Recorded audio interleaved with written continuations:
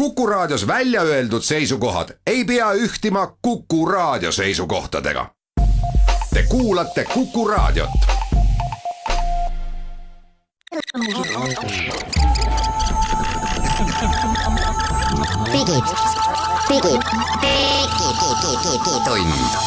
Digitund. Nutikad lahendused ja digitunni toob sinuni Elisa. Tere, head raadiokuulajad, käes on 14. detsember ja digitund on eetris vahendamaks teile viimaseid tehnoloogia uudiseid ja muid teateid tehnoloogia maailmast. Ja saadet juhivad ikka Hans Lõugas, Henrik Roonemaa ja meil on täna ka üks spetsialist külas. Mis ala spetsialist, seda on kuulda hiljem, aga tema nimi on Glenn Pilvre, kes on meil varemgi käinud saates ja teab ühte teist. Tänases saates räägime kõigepealt sellest, et Apple viskas ühe kondi puremiseks mõnedele inimestele ja teistele tõi jälle lõpuks korralikult kõrvaklapid turule.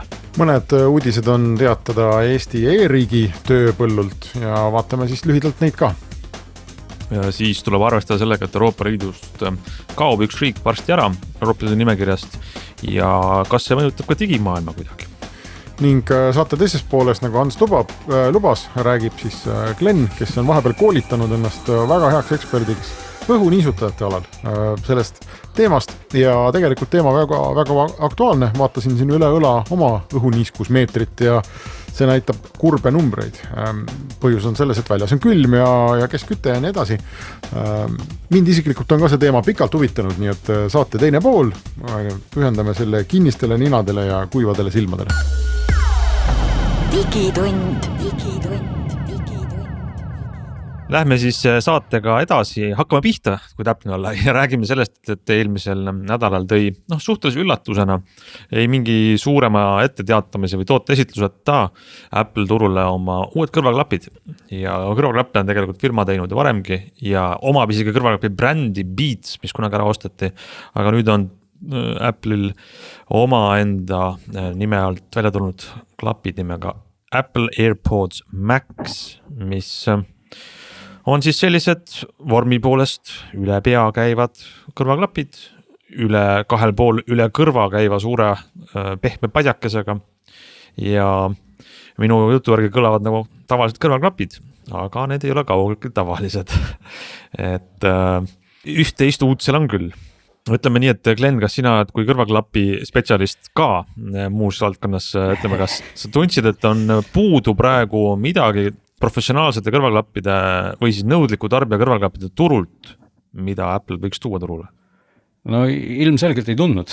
Mulle tuli see ka tegelikult üllatusena, aga muidugi tuleb tunnistada, eks see sealt ei ole ammu minust midagi puudu, sest et see turg on olnud väga tihe kogu aeg, aga seal neid tipptegijaid ei ole võib-olla isegi liiga palju, et me täna räägime eelkõige Sonyst ja siis on seal kõrvale nüüd proovib JBL midagi teha ja siis proovib Bose midagi teha ja Bose on tegelikult üks tugevaid ja Sony on muidugi nagu niisugune number 1, kellel on juba, ma ei tea, kas 3., 4. generatsioon vist neid üle kõrvaklappe, mis siis müra summutavad ja võimendavad ja teevad kõiki trikke ja väga hea soundiga, nii et ilmselt Apple lihtsalt avastas, et tuleb sealt pirukast ikka ka tükk ära võtta, et kui juba need pisikesed klapid on ju Apple'i omad ikkagi saanud kuidas ma ütlen, nad on ikkagi head klapid ja saanud ikkagi ka kuulsaks heas mõttes, et siis võib-olla Apple leidis, et viimane aeg on siis teha suuremad ja vaadata, kas nendega läheb sama hästi. Aga muidugi, ma ei tea, kas sa hinda mainisid, ma lihtsalt ei mäleta, kas sa seda ütlesid. See hinda nüüd vaatab esimese asjana. Et kui juba selline 300 pluss eurot ikkagi ei tundu ju ka väike hind, nagu maksavad siis need teised konkurendid, ütleme nii, siis Apple hind on ju peaaegu 2 korda suurem või see oli mingi 600 kandis, mis ausalt öeldes tekitas ikka mõnes mõttes nagu imestust. Ja tegemist on, eks ole, Apple'iliku tootega, et tulla välja millegagi, mis on oluliselt kallim ja tõsi, oluliselt rohkem disainitud. On, disain on, aga muidugi ma segan kohe vahele, et see pildi pealne disain loomulikult võib-olla ei mängi nii suurt rolli, kui sa need klapid pähe paned, siis teatavasti sa ei näe neid klappe, kui nad sul peas on. Teised näevad, Glenn. Teised näevad, aga sina tunned, et ma tahtsin just jõuda selle jutuga sinna. See on nagu auto ostmine, kui sa lähed autosse sisse, sa ise ei näe seda. Aga teised näevad ja see on nagu 3 pointi, et teised näevad. Tahtsingi siin juba ette ruutavalt kiita Sonyt, eks ole, kes täna on ikkagi just noh, võib-olla Sony on mõnes mõttes kritiseeritudki selles mõttes, et Sony klapid on olnud nagu välimuselt suhteliselt tagasihoidlikud, nad on sellised küllaltki plastmassist ja mitte midagi erilist, aga kui sa paned nad pähe, nad on ülimalt mugavad, nad on ülimalt kerged, nad kaaluvad mingi 200 millegagi grammi, 240-50, vaadates juba Apple'i klappide kaalu, siis on nad umbes 100 grammi raskemad. Et see on juba esimene asi, mis nagu natukene viitab sellele, et võib-olla nad ongi rohkem vaatamiseks kui kuulamiseks, et noh, ei tea. Ja tegemist on väga raskete, noh, selles klapimaailmas suhteliselt raskete klappidega 385 grammi, et Sony, nagu sa mainisid, on seal pealt 250. Ma just mäletan, ma hiljuti siin võrdlesin neid JBL-i nende uute sarnaste klappidega, need kaalusid 300, kas oli 370 sinna kanti ja need tundusid ka juba väga rasked. Nii et ja kujuta nüüd ette, et näiteks nende Apple'i klappide aku peab vastu 20 tundi kuulamist. Mida muidu ei ole üldse palju. Tahaksid peas hoida, et siis on suhteliselt palju, aga tegemist on ka selles mõttes vaata Apple'iliku tootega, et Apple'i toodetel on alati mingi jama või isegi mitu. No, et muidu ei ole, muidu ei ole nagu huvitav. Me juba räägime ainult jamadest siin praegu. Okay. Ja nende klappidel on ka oma jamad ja see jama on, neid jamasid on kohe mitu. Esimene asi on see, et kaabel, mis sa sellega kaasa saad, klappide küljes on see Apple'i enda Lightning laadimisport, mida kuskil mujal ju ei ole, on veel iPhone'ides on. Aga juba räägitakse, et võib olla nüüd ikka juba järgmise aasta iPhone'idest kaob see Lightning ära. Mingil põhjusel on see Lightning teinud siis tagasi tuleku sinna Apple'i klappide peale ja klappidega on kaasas siis USB-C Lightning juhe ja mis tähendab seda, et kui sul seda juhet kaasas ei ole, siis sa pead lootma, et sul on iPhone'i laadija kaasas. Siis sa saad, eks ole, oma klappe laadida. Teine asi on see, et kui kõigil teistel maailma sellistel klappidel, nad töötavad, eks ole, juhtmevabalt, aga töötavad ka juhtmega. Ütleme juhuks, kui meil oli siin enne saadet väike arutelu, kui keegi veel kunagi kujutab ette, et ta satub lennukisse, siis lennuki istme sees on, eks ole, need meelelahutuskeskused, sinna saad torgata selle juhtme sisse. Siis Apple'i niigi väga kalliste klappidega seda juhet kaasa ei tule. Isegi ma ütleks, ei tule mitte seda juhet kaasa, ma olen valesti öeldud, et Apple'i klappidel ei ole seda standardset 3,5 millimeetrist auku. Jah, ei ole auku ka. Jah, sa võid ostma Lightning 3,5 sellise juhtme. Jah, Apple'i käest. $35. Võib-olla ja $35, mis ta siis Euroopas tõenäoliselt 35-40 eurot ja võib-olla saab hiljem seda teiste käest ka, aga ütleme, see on nagu selge jama, nad on rasked, okei, nad on ilusad ja palju rohkem metallist võrreldes Sonydega, mis ei ole üldse metallist, on täitsa plastmassist.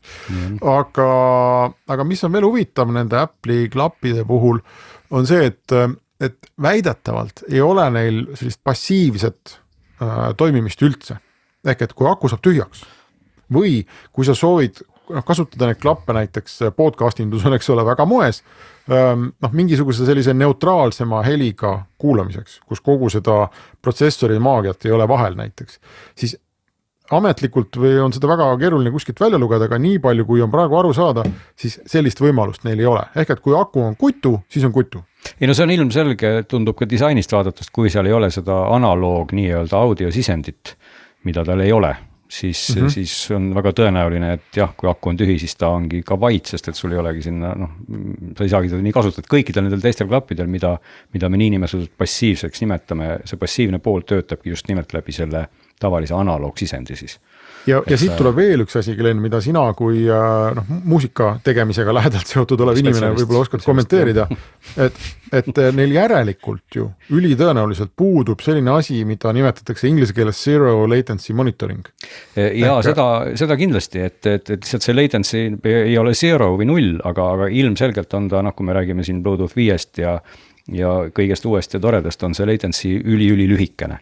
Et ma julgeks arvata, et sa saad ikkagi sellega oma asju peaaegu ette ajada, aga loomulikult, kui sa ikkagi tahad nüüd tõesti kas või muusikat teha sellega ja siis on ikkagi oluline see, et kui sa vajutad klahvi, siis see hääl peaks tulema nii kohe kui võimalik, et kui see ei tule nii kohe kui võimalik, on see muidugi halb.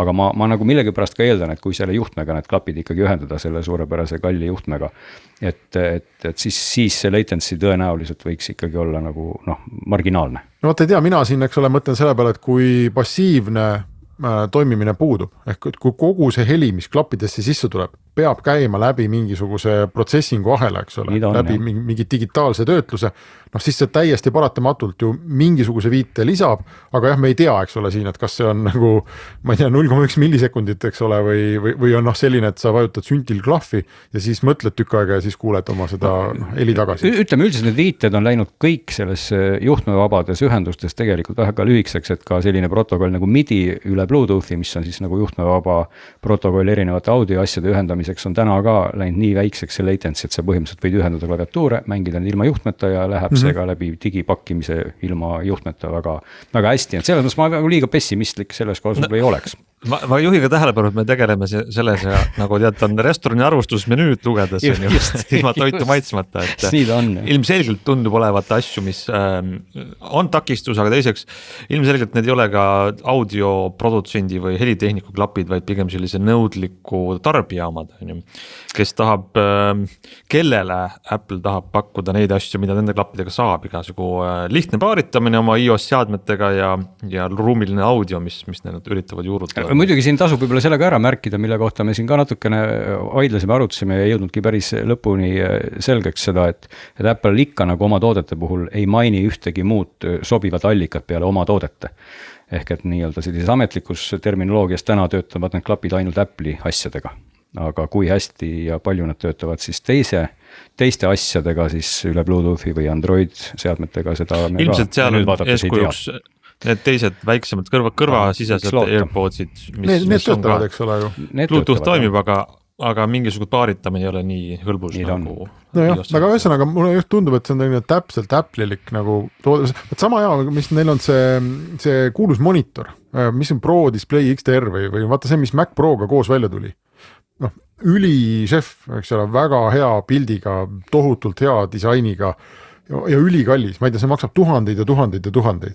Ja kui oma Mac Pro külge ja ta on mingisugune värvi täpsus on, eks ole, parem kui üldse teoreetiliselt võimalik ja kõik on ülišef, aga see on ka ainus, mida Apple pakub, et kui sa näiteks Mac Pro juurde sa võib-olla elad üle selle sama kalli monitori, kui see Mac Pro maksab, aga kui sa ostad Mac Mini, siis ainuke variant, kui sa tahad täis Apple'i logodes olla, siis on sul minna ja osta see arvutist kordades kallim nagu superekraan, mida sa tegelikult ei vaja.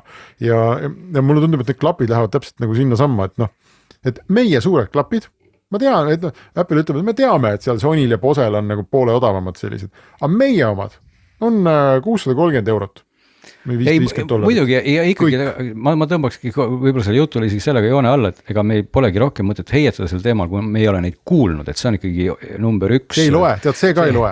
Ei, no selles mõttes, et ta võiks nagu lugeda, et kui neid klappe nüüd tõesti kuulata ja tekib mingi väga suur vau-efekt, et aga ma olen isegi hetkel võib-olla natuke pessimistlik, mitte et mul Apple'i asjad ei meeldiks, vaid kui ma mõtlen, et Apple'i tiiva all on ka selline tootja, kelle nimi nüüd üle meelde, Beats, kui ma ei eksi õige. Beats, jah. Beatsi klapid on ikkagi päris halvad omavahel öeldes, mis on ka ilusat valget värvi ja näevad head välja ja teevad ikkagi suht koledat häält ja Apple on ju ometi kuulnud, mis häält nad teevad. Et tahaks nagu loota, et Apple on vähemalt nüüd suutnud astuda siis sammu helimaailmas edasi, et kui see ka nii on, siis võib-olla võib ka seda hinda maksta. Ja see oleks ka 40 aasta jooksul esimene kord, kui nad on suutnud helimaailmas sisuliselt kuhugi edasi astuda. Siiamaani on need üksikud õnnestumised, on hästi palju ebaõnnestumisi Apple'il helimaailmas ja siis tegelikult AirPods on... AirPods on head. Ja peaaegu esimene õnnestumine üldse minu meelest kogu Apple'i heliseikluse juures. Aga me peame tegema pausi ja siis läheme edasi.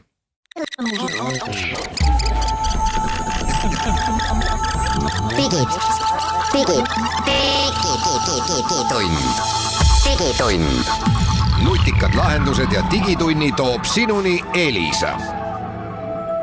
Läheme digitunniga edasi ja lubasime kiiresti vaadata, mis Eesti e-riigis toimub ja siin on mitu teemat on võib-olla enne veel aasta lõppu üleval ja üks on see, et Eestis on eelnõu, mis räägib elektroonilise sideseaduse muutmisest, mille põhiküsimus on olnud see, et kas Eesti kuidagi kohustab sõnumiäppidesse tegema tagauksi või ligipääsi seadusandlikul moel ja eelmisel nädalal oli selles osas ühtepidi ja teistpidi sõnumeid saadeti eelnõu Riigikokku, mis ütleb, et ei nõuta ühtegi tagaust, aga tuleb öelda, et päris selge see asi ei ole, sellepärast et ühest küljest öeldakse, et kõiksugu sõnumiäpid, mis meil on telefonides, näiteks WhatsApp ja Signal ja Skype, võrdsustatakse sideettevõtjatega, kes teatavasti peavad alles hoidma kõike seda, kuidas, mis ajal inimesed suhtlevad ja kui kaua. Ja, ma võin siin öelda, mu kolleeg Ronald Liive Geeniusest tegi intervjuu Siseministeeriumi ametnikuga. Vabandan, kui ma nüüd ministeeriumiga eksin. Aga igatahes tegi intervjuu ja sealt jube segaseks jäi see. Sellepärast, et nagu sa ütlesid, need sõnumiäpid nagu Skype'id ja WhatsAppid ja mina ei tea, kas Telegram ja Signal ka ja kõik muud või ma ei tea, Discord ja no, mingid mängusisesed chatid või ma ei tea, kus see piir tõmmatakse. On sideettevõtjad ja kindel laks on see, et nad peavad ennast Eestis registreerima hakkama, mis on iseenesest nagu päris huvitav käik. Ja mis siis saab, kuna te ei registreeri, ma ei oska öelda ja me tegelikult ei tea ka seda, et kas ma ei tea, Apple ja WhatsApp viitsivad saata Eesti riigiametile seda kirja, et kuule, palun, et registreerige meid ära. Või nad siis vaatavad, et meil on mingisugune 3 inimest ja 2 pulstunud koera, eks ole, siin tuulises soos, et paneme selle riigi üldse kinni. See variant on ka, aga tagauks ja siis see ministeeriumi ametnik mulle kinnitas, et kogu see metaandmete kogumise asi, mis laieneb mobiilioperaatoritele ja teistele, et võt see ikkagi nendele sõnumiäppidele, kuigi nad on ka sideettevõtjad, võt neile ei laiene. Just, et see ei laiene, jah. Oli mingi juriidiline põhjendus, mida ma ei ole suuteline siin kordama, sest ma ei ole jurist. Aga igatahes mul on mustvalgel kirjas tema e-mail, kus ei, et neile, et tegelikult ei muutu umbes nagu midagi, aga ma ei ole üldse selles kindel enne, kui see aeg päriselt käes on. Nii on, veidi segane see on ja ühtepidi kõik justkui jääb normaalseks, et ei hakata sellise asjaga tegelema, et kuskilt äppidest nõudma side ligipääsu, aga teistpidi, mida see tähendab, et Eestis registreerimine? No eks me näeme. Jah, ja tõesti selles mõttes, et chati võimalused on täna mitte ainult WhatsAppis ja Skype'is, vaid 1 000+1 erinevas mingisuguses veebiteenuses ja platvormis. Neid on ülilihtne. Me võime põhimõtteliselt siin 3 nagu tunni aega püsti tõmmata oma chati teenuse, kui me tahame. Lihtsalt tuua maailma. Ja kuhu see piir läheb ja see tundub üks väga imelik asi olema. Lootus on, et Riigikogus äkki see asi kuidagi jääb sinna Riigikokku, aga hea küll. Kuule, aga Henrik, kas sa oskad meid kurssi viia sellega, mis juhtub, kui Suurbritannia pole enam meie liidu liige? Kas me saame üleminekuperiood saab nüüd aasta lõpus läbi, 1. jaanuar 2021 juhtuvad mõned huvitavad asjad, mida tasub tähele panna ka Eesti tarbijatel. Nimelt mina sain üks päev kirja Amazonilt, kes väga viisakalt teatas, et oleme siin tähele pannud, et te olete teinud varem sisseoste Briti Amazonist. Ma arvan, et nagu päris arvestatav osa Eesti Amazoni kliente üldse, eks ole, või Euroopast. Ja juhivad siis tähelepanu, et kuna brittide üleminekuaeg saab läbi, siis 1. jaanuarist sõbralikult tõenäoliselt hakatakse kehtestama tollimakse ja käibemakse ja igasugust muud kraami sellele, mis sa Briti Amazonist tellid. Nii et täna tuleks siis väga kähku, ma arvan, unustada Briti Amazon ära ja kolida Saksa Amazoni peale ümber. Ja kes ei tea, siis tegelikult päris jupp aega juba Saksa Amazonis on ka võimalus kasutada seda ingliskeelsena. Kuskil otsige, kuskil menüüdes on see koht, kus sa saad lülitada Saksa Amazoni inglise keeles. See on täitsa üleval riba peal. On Saksa juba lausa või? Okei. Ma olen kohe kuidagi inglise Amazoni vahele jätnud. Mul oli väga ammu. Aga inglise Amazon on väga head valikud, aga nüüd on nagu siis põhimõtteliselt see, nagu teliks Ameerikast, samasugused maksud tulevad peale. Eriti vahet pole. Ja Saksa Amazon muide suudab ka päris hästi, kliendi tugi suudab ka inglise keeles suhelda. Ja ütlen ka, et väga hästi, olen nendega hiljuti ka palju nendega suhelnud, muide kliendi tugi suhtleb täiesti sellistel kellaaegadel, kus kõik Eesti klienditeenindajad magavad ja ma olengi mõelnud, et kas seal on robot või see on päris inimene, et mul oli siin juhus, et nad ei ole, need nimed olid väga saksapärased, võib-olla nimed on muidugi. Et vastati laupäeva õhtul kell 11 5 minutiga kohe, et herr Pilvre, kuidas te ennast tunnete? Herr Pilvre ja herr Lõugas ja Roonemaa lähevad siit aga hetkel väiksele pausile ja siis jätkame saatega.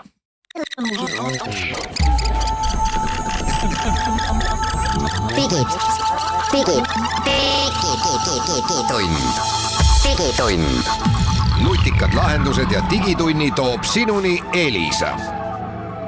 Digitunni tagasi eetris meie jutt katkes selle koha pealt, kus brittide rolli võtab Amazoni maailmas üles Saksamaa, väga edukad sakslased tegid brittidele ära, seekord tunduvad, aga üks oluline infokild on veel, Hendrik, sa tahtsid inimestele panna südamele midagi.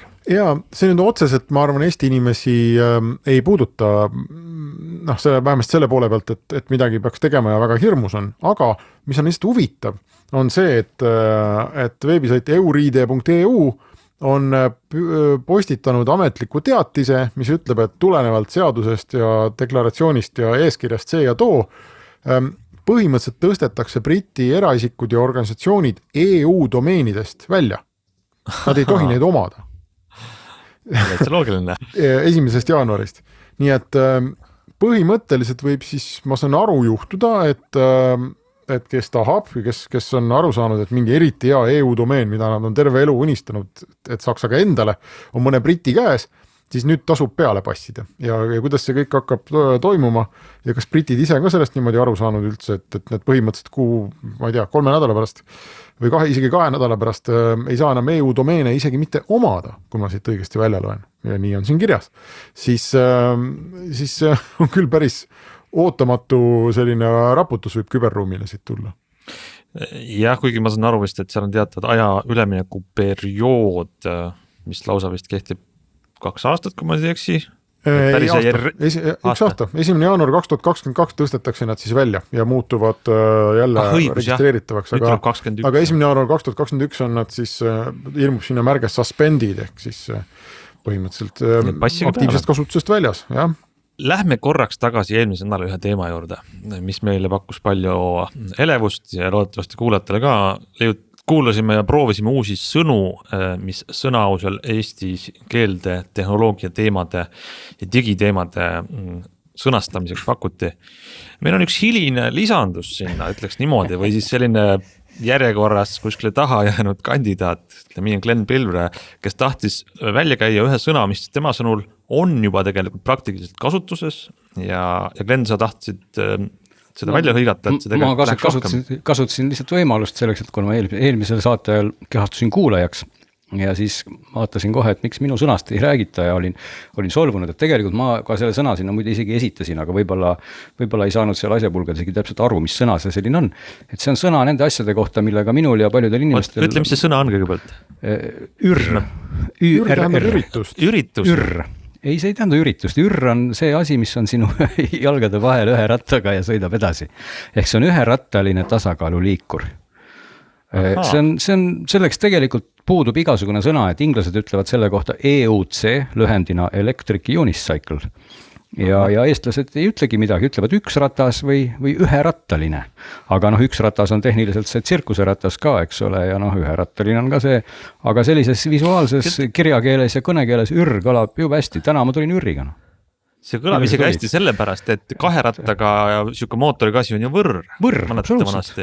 Ja võtad ühe ratta ära, on jääb ür. On ta ür ja ta ei tundu kuidagi selline, ta ei ole nagu selline sõna, mis tekitab mingid kahetisi tundeid nagu tullu või vooglema või et selles mõttes ta on nagu selline täitsa okei sõna minu arvates. Ma saan aru, et sa oled põhjalikult seda sõnade nimekirja vaadanud ja sul on oma lemmikud tekkinud. Mulle tekkisid tõesti väga paljud olid sellised sõnad, mille kohta inimesel tekib mingi assotsiatsioon, mingi hoopis vale asjaga, et tegelikult pole mõtet selliseid sõnu minust mingis teises kontekstis välja mõelda või nagu me kõik teame, väga vana sõna, mida vist väga paljud ei kasuta, on paosõrmis. Et paljud meist paosõrmist kasutavad, aga... Mis asi see on? No palun väga, see on eestikeelne sõna. Paosõrmis. Sõrmis on klaviatuur, ma arvan. No see on üks väga oluline klaviatuuril, kus peal on see Escape, pakkumine. Aga et ütleme, et ma tahtsingi oma võib-olla sellise jutumärkis kriitikaga öelda, et kui meil on olemas sõna streamima, mis on küll laen inglise keelest, et ja nagu sõna escape, et kui me mõtleme välja sõna paosõrmis, siis fakt on see, et seda sõna tegelikult ei ole vaja, sest keegi kasutas seda niikuinii.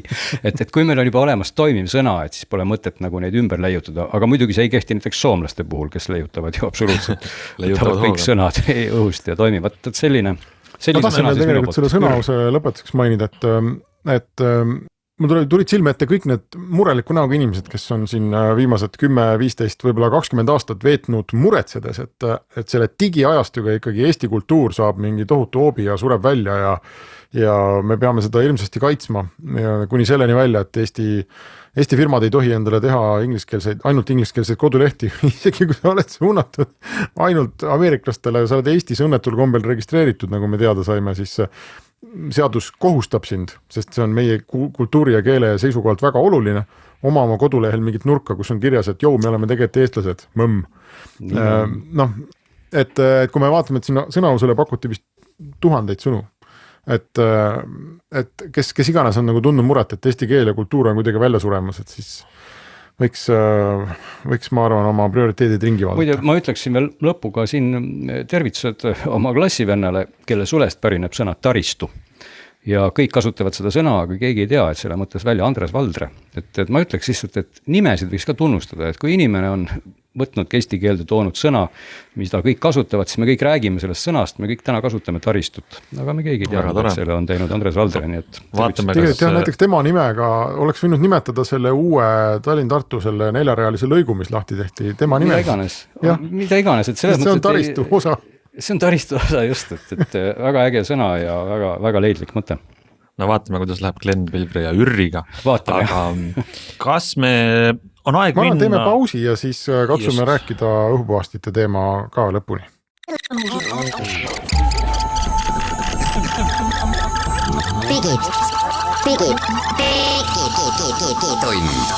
Digitund. Nutikad lahendused ja digitunni toob sinuni Elisa. Digitund läheb edasi ja me läheme nüüd hakkama soojast õhust rääkima, mida meil tubades palju. See on võib-olla mitte väga traditsiooniline digitunni teema, me võib-olla mälumahust ja protsessorite kiirusest ja äppidest vist ei tule väga palju juttu. Samas see on tehnika, mis on eluliselt tähtis meile. Meil on stuudios spetsialist, kes teab sellest valdkonnast väga palju. Glenn Pilvre, sa muigad, sa naerad, aga tegelikult on ju õigus, et sa oled teinud ikkagi kõvasti uurimistööd. Ja mul küsimus on kohe see, et kas siis õhupuhastil, vale sõna, õhuniisutil ja õhuniisutil on vahe? Kas ei ole see kõik see sama? No ei, muidugi on vahe, et kõikidel asjadel maailmas on vahe, kõrvaklappidel on ka vahe, vaata, kas see on Apple või ei ole, aga võib-olla mida võib-olla paljud üldse ei tea ja ei mõtlegi selle peale nii palju, et miks õhuniisut üldse hea on. Talvel ongi hea sellepärast, et talvel on õhk toas väga kuiv ja seal on süüdi, selles on füüsika, sest et külmas õhus on niiskust palju vähem. Ütleme, et kuidagi hästi ruttu kokku võttes, siis külma õhu absoluutne õhuniiskus on hästi väike, vett on seal grammides nagu vähe. Ja kui sa selle vee ja õhu siis nüüd soojaks ajad toas, siis mahuks sinna seda vett palju rohkem ja seetõttu toa õhk muutub erakordselt kuivaks. No see on seotud ka keskküttega, on ju? Ei, no see ei ole üldse seotud keskküttega, see on seotud igasuguse küttega. Kui sa teed külma õhu soojaks, siis ta läheb kuivaks. Siis ta läheb sellepärast kuivaks, et see veesisaldus õhus jääb sama suureks, aga sinna mahuks palju rohkem vett, et kui tuua nagu näide, et siin ütleme 20 kraadisesse õhku mahuks seal võib-olla 20 grammi vett, ma nagu üldistades ütlen, siis 0 kraadisesse õhku mahub vett võib-olla maksimaalselt seal 4-5 grammi.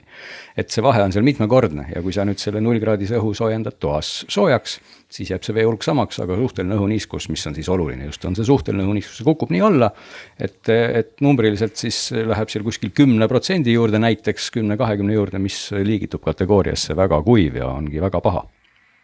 Ja seda muide, ma olen tegelenud pikalt, kuna mul on see 10-20% probleem. Kohe, kui väljas läheb külmaks, siis ta tuleb. Ja ma ütlen, et nende õhuniisutitega on õudne häda. Igasuguseid neid erinevaid proovinud. Ja mul on niimoodi, et magamistoas lõpuks mingi kõige suurem, mis ma poest leidsin, selline tavatarbija oma, mitte tööstuslik on ju, on selline, et sinna veepaaki läheb, ma arvan, mingi 5 liitrit äkki vett. No isegi jah, mõnes nii-öelda sellisesse piiripealsetesse tavalistesse läheb lausa seal 10 kandis. Igatahes mul on, ma arvan, et ta on 5. Võib-olla natuke rohkem, aga igatahes niimoodi oli eelmisel talvel, et kui ma oma magamistoas panin selle magama minnes õhtul 11 paiku tööle, siis ta hommikuks oli tühi.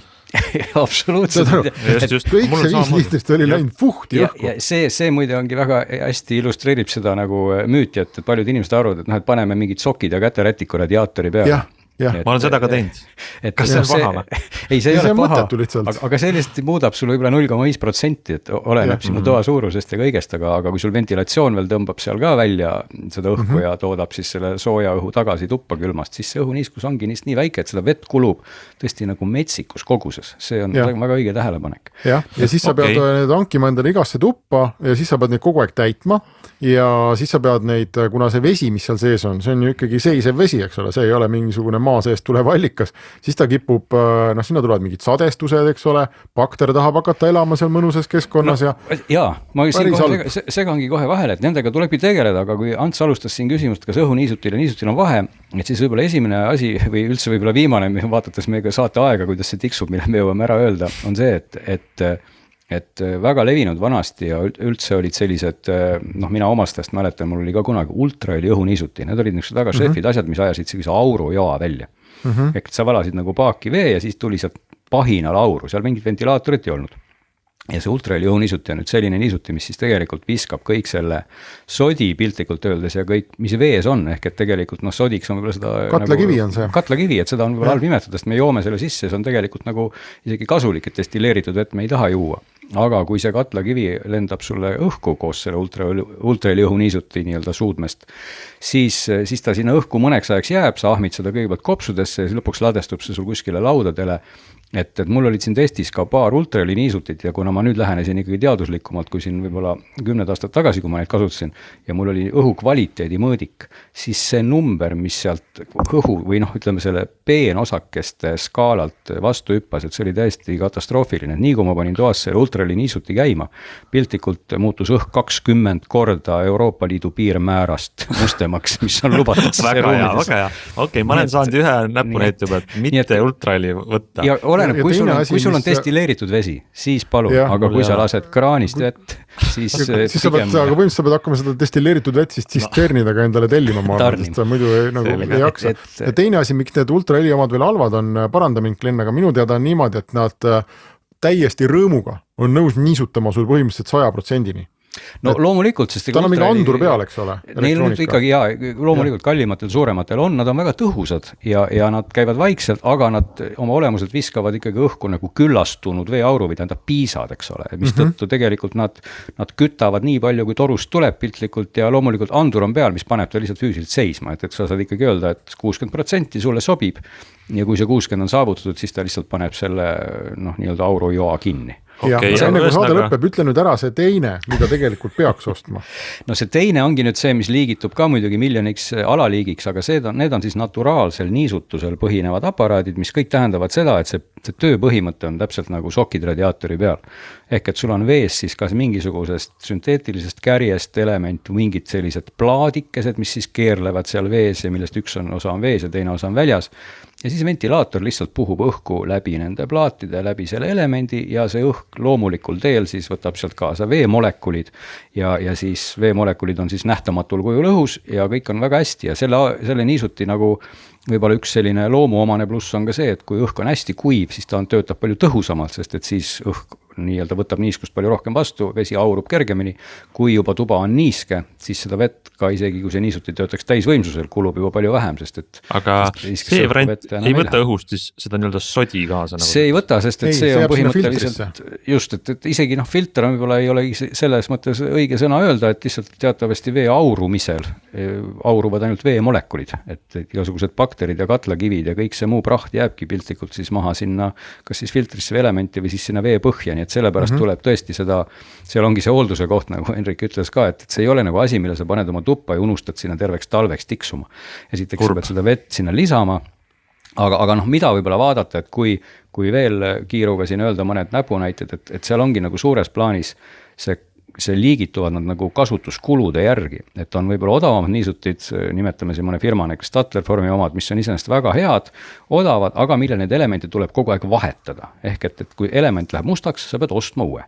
Aga näiteks on Airby, siuke Korea firma, kelle niisutis on siis need plaadid, mis keerlevad vees ja neid ei tule kunagi vahetada, et piisab nende umbes svammiga ära pesemisest. Ehk et ta on küll algselt natuke kallim, ehk et tasub nagu tähelepanu pöörata sellele, et kas need kasutuskulud ei nii-öelda ei roni sul märkamatult võib-olla kallimaks kui see niisuti. Et oleneb siis kui suures toas ja kui palju sa seda vett kulutad, eks ole, aga kui sa lõpuks põhimõtteliselt ostad seal niisuti 100 paarisajaga ja iga nii-öelda kvartal ostad seal võib-olla sama raha eest mingeid elemente, siis teeb see kokkuvõttes kallim välja, eks ole. Tegelikult sa pead seda nagu kogu aeg hooldama, aga noh, ütleme, et jah, et niimoodi rusikareeglina on see asi nagu niipidi, et noh, mida rohkem sa maksad, seda rohkem saad sa niisutusvõimsust pigem siis, eks ole. Ja noh, tarkust tuleb ka juurde täppidest, me küll ei hakka rääkima, aga noh, Philipsi niisutid on sellised, millel on ka korralik wifi ühenduvus ja võid sealt mis tahes maailma otsast vaadata, kui niiske sul see õhk on. Aga üks asi veel, mida ma tahtsin siin välja tuua, milleni mina olen oma nende õhu niisuti seikluste juures jõudnud, on see, et see puhastamise lihtsus on erakordselt tähtis. Mul on praegu lõpuks õnnestunud leida ikkagi selline, mille kogu hooldus on see, et kui mul aeg-ajalt meelde tuleb, loodetavasti kord nädalas, ma ei tea, võib-olla natuke vähem, natuke harvem, siis ma võtan selle alumise veepaagi ja ma viskan ta nõudepesumasinasse koos pottide ja taldrikutega. Sest ta on lihtsalt üks selline plastmassist kauss. See on mitte midagi muud tegelikult, kogu see elektroonika ja kõik see, mis kardab, eks ole, niiskust ja vett, see on selles ventika osas sees. Ja selle filtri või selle käsna pesemine on sama lihtne, et käib ta mingi ratta pealt maha, lased veed läbi ja on kuiv ja kõik, mitte midagi. Ja siin on muidugi ka neid selles kasutuslihtsuse poole pealt on samas oluline, et enamik nendest on sellised, kus sa tõstad justkui ülemise poole selle kausi pealt ära. Ja siis mul on selline, jah. Aga siis ongi siin Philips ja Goway, nende mudelid on enamikus sellised, kus see veepudel käib sealt küljest nagu eraldi, mis on nagu täitmise mõttes nagu mugavam natuke. Ja seda küll. Rauhti selle nii-öelda paagi sealt küljest ära, soristad kraani all täis ja viid klompsti sinna tagasi, et teisega sa pead justkui sealt tõstma selle maha, siis selle kausi kuskile minema, aga muidugi, eks see on lõpuks selline harjumuse küsimus, et mida ja palju sa teed, aga need paremad puhastid ka täna kõik, Philipsit ma toon siin välja, ütleb sulle loomulikult telefoni peale, et palun tule mind puhastama. Ehk et nad nagu ikkagi tuletab seda kogu aeg sulle meelde, kui nüüd on intervall, et vaja on sul seda filtrit seal, kas siis mingi katlakivi eemaldajaga pesta või on vaja seda mahutit pesta, et ta põhimõtteliselt nagu ütleb sulle. Aga see käib ikkagi, ma arvan, aja intervalli peale, keda mingid sensoreid vaevad seal on. Vat jah, see käib põhimõtteliselt aja intervalli peale jah, et ta nagu loeb tunde, palju see seade käib. Et selles mõttes ta nagu loeb neid käigus oleva ajatunde põhimõtteliselt. Aga ta muutub ka, mul ei olnud nagu aasta aega võimalik järjest testida, aga nagu ma lugesin manualidest välja, muutub Philips selle koha pealt ka väga resoluutseks, et kui sa ignoreerid mingid aasta intervalle, siis ta lülitab ennast välja lõplikult ja keeldub töötamast. Nii sain ma aru, et kui sa nagu nii-öelda Sest lõpuks ta on ikkagi terviseoht, et kui sul mingid kolooniad seal hakkavad kasvama ja sa neid muudkui paiskad rõõmsasti õhku, siis on asi väga halb. Lõpuks antakse kohtusse kõik tervise inseneride kamp, kes selle välja mõtles. Ma arvan, et see on väga tähtis teema ja kuigi tundub lihtne, siis tegelikult võib tõsta. See on väga mitmekesi teema ja ma ütleks igal juhul jah, et lugege ja vaadake, et ma tegin sellest muide pikema loo, mis peaks ilmuma järgmist digis, kui ma nüüd aja arvamisel nagu puusse ei pane, kus on kõik need 11 niisutit muide võrreldud, mida siis mina vaatasin ja rääkisime siin ka targemate inimestega veel haigustest ja viirustest ja õhuniiskuses seostest ja sellistest asjadest, mis kõik on omavahel kuidagi pidi seotud. Hoidke siis silmad lahti, aga aitäh kuulajatele, osalejatele ja oleme tagasi järgmisel esmaspäeval.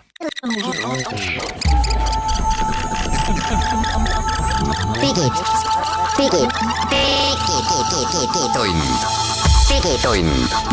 Nutikad lahendused ja digitunni toob sinuni Elisa.